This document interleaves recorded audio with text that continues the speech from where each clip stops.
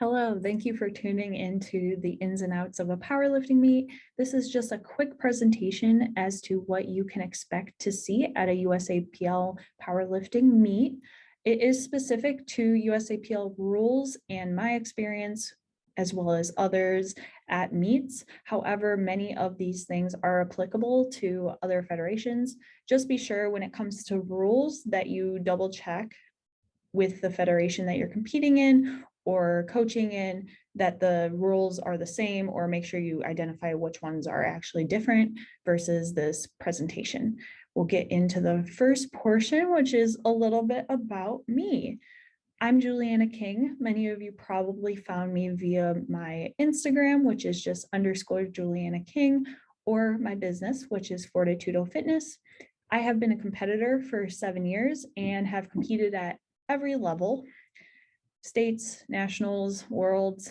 I started coaching in 2020 after obtaining my ACSM certification and have worked both in person and online with several different athletes. I also was lucky enough to be a sports science intern for the Strength Guys during summer of 2021. So I do have some experience within the powerlifting world. To the right is just a little bit about what Fortitudo means, since that tends to be a common question, but I don't want to keep you here too long, so we're going to get right into the presentation. An overview. So this is in general meet schedule that you can kind of expect to see. Depending on when the meet starts, where it is, what level of meet it is, the timing and everything will change. Oftentimes registration will start at 6:30, 7 o'clock a.m. However, this can be altered depending on if it's a national meet or any other regional. We're going to be mostly talking about local meets here today, but this is what you can generally expect to see. So first we have registration. So registration in general starts 30 minutes prior to weigh-ins. For this, you want to make sure that you have your photo ID as well as your USAPL card. This was sent to you in an email when you did register for the USAPL. You can just take a screenshot of it. If you are a paper person, feel free to print it out. Oftentimes they will just ask to see it or just ask for your number, but just make sure you have it on you just in case. At this point, you will often receive a lifter card. You will either be handed this or you will see it when you're in weigh-ins. This is where you will write all of your openers for your 3 lifts during weigh-ins. So how do weigh-ins and rack heights work? That tends to be the order that comes next. And weigh-ins start at a very designated time, and how they go is in order of lot number. Lot numbers are assigned in the order of the flight. So say you're flight A, your lot number would be lower than flight B. That's what you can kind of expect. So you want to make sure you have your photo ID as well as that lifter card that was given to you at registration. They might have that card, but just kind of look out and see if you need to have it. You can wear as much or as little as you would like for weigh-ins. Some individuals are trying to move up into their class, so they might want to be fully clothed. Others are trying to cut down, so they might opt to be in just their underwear. Rack heights do not need to be known before the meet. Rack heights are very conditional on being at a combo rack. So if you're a 5 or a 6 at your standard rack in the gym, that is not going to be the same number when it comes to a combo rack. So make sure you do go get your rack heights. Somebody will be there to help you with this. You're going to get the height for the squat height, where the bar is going to sit on your back, the bench rack height, where you're going to unrack, and then the bench safety bars, just to make sure that if it were to fall on you, it wouldn't hit your neck, it wouldn't hit your, wouldn't hurt you essentially. This is normally done after equipment checks. Sometimes the ordering of weigh-ins, rack heights, and equipment checks can all kind of mesh together. So this is just something to keep in mind. For equipment checks, they either occur before or during the weigh-in concurrently, like at the same time. All meets should be checking equipment. However, some local meets might be a little bit more lenient with their equipment check. At some meets, you also might be able to come in and have your equipment checked the night before. It kind of depends on the level of competition. For equipment, you want to ensure that you have IPF approved equipment. Like I mentioned, some meets, specifically local, may be more lenient with this. However, long-term, and just as a general recommendation, make sure that your equipment is IPF approved. Otherwise, you could run into an issue on meet day, which is never fun. So this is just a summary slide of equipment that you certainly need and common equipment that you might see individuals using. So you need to have a singlet. You need to have knee-high socks for the deadlift. You must have a cotton shirt that doesn't have logos, it doesn't have a bar grip, anything like that on it. And then you must have brief style underwear. Essentially, you want to ensure that your underwear is sleeveless, more applicable to the males. However, in general, make sure you don't have sleeves on your underwear. For my ladies out there, thongs, briefs, whatever work for you is totally fine. So common equipment outside of that are weightlifting shoes or flat-soled shoes. I don't recommend one over the other, whatever works best for you. Knee sleeves are a common thing that you'll see people wear, as well as wrist wraps for the squats and the bench. Some people will wear these things on deadlifts, but everybody's a little bit different. And a belt is probably the most common additional equipment you will come across.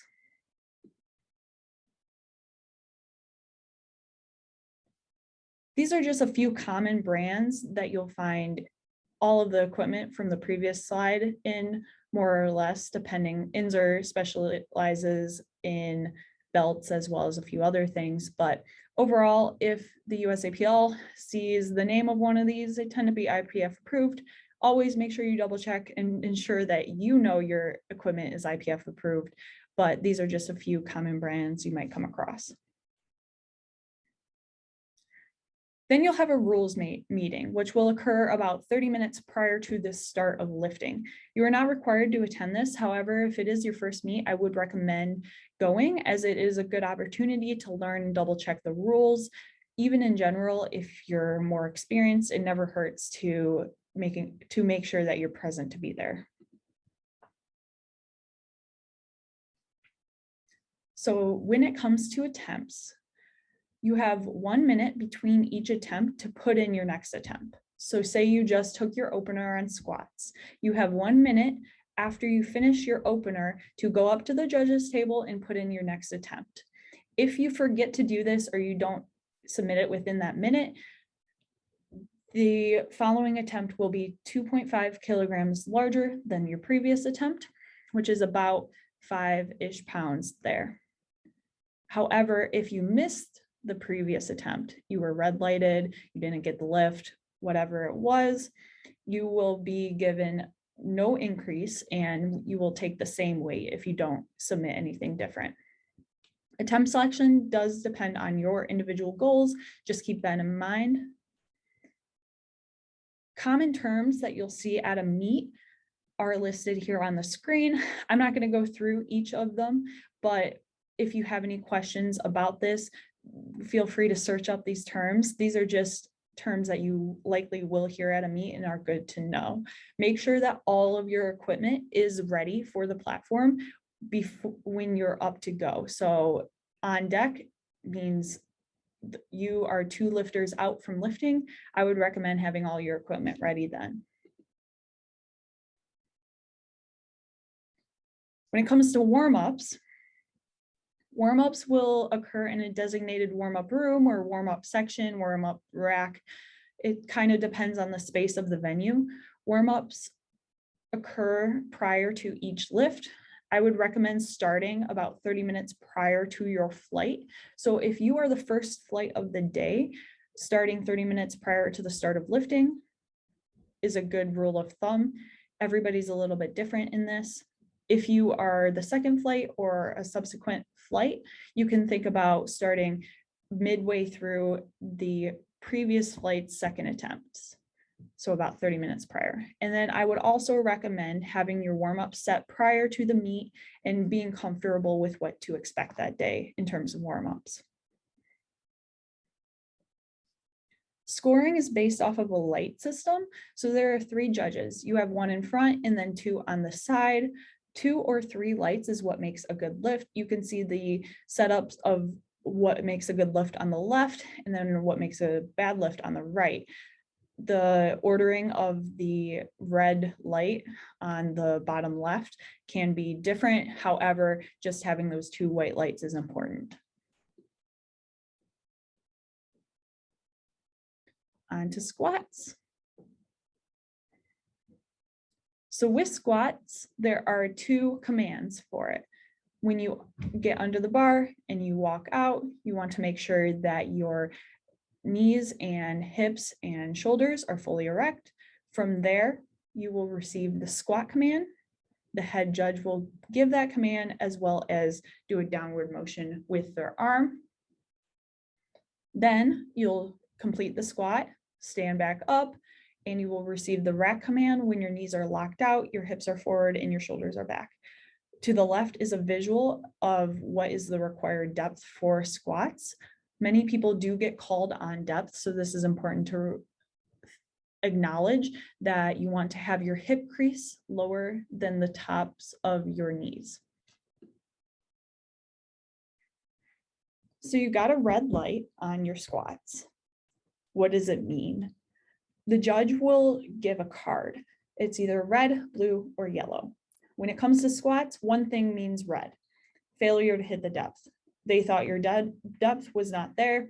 They gave you a red card. 2 things when it comes to getting a blue card, failure to lock out your knees at the beginning or the end of the lift, or double balancing / downward motion after you've begun that initial ascent. When it comes to yellow cards, there are more reasons behind why you might get a yellow card. Commonly, it's jumping commands, smaller things to fix, dumping the weight, things like that. All of them are written here.